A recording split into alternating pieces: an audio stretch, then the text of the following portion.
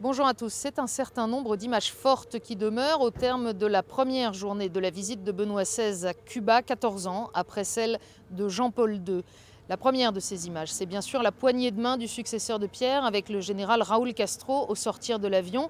Raúl Castro qui a succédé à son frère depuis 2008 et qui attend beaucoup de cette visite pour redorer son blason international et pour assouplir, espère-t-il, l'embargo imposé par les États-Unis, coupable selon lui de tous les maux de l'île.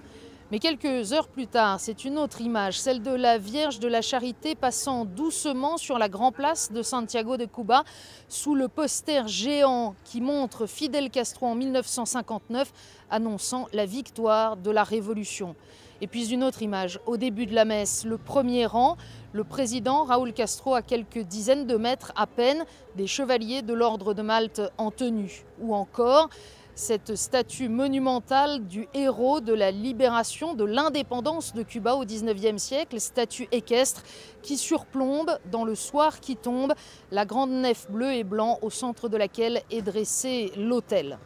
Autant de juxtapositions qui disent non pas l'opposition, mais l'étrangeté de la rencontre. Ici, le régime est athée. La Constitution de 1977 le proclame officiellement, même si cette Constitution garantit aussi normalement la liberté religieuse. Mais précisément, Benoît XVI est venu en demander plus, c'est-à-dire la possibilité pour l'Église d'intervenir dans l'espace public, non pas comme un parti politique, mais comme une réalité reconnue.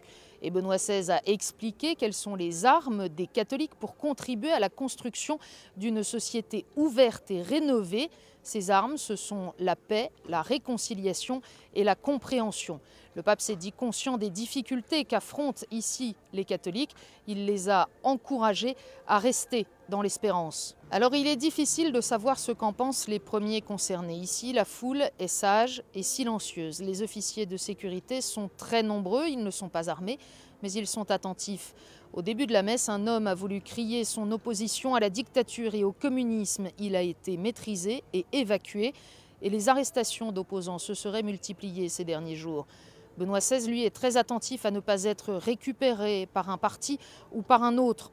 En célébrant la messe de l'Annonciation, il a rappelé que Dieu est venu, Dieu s'est incarné dans l'histoire et qu'ainsi le monde est devenu un foyer pour l'homme.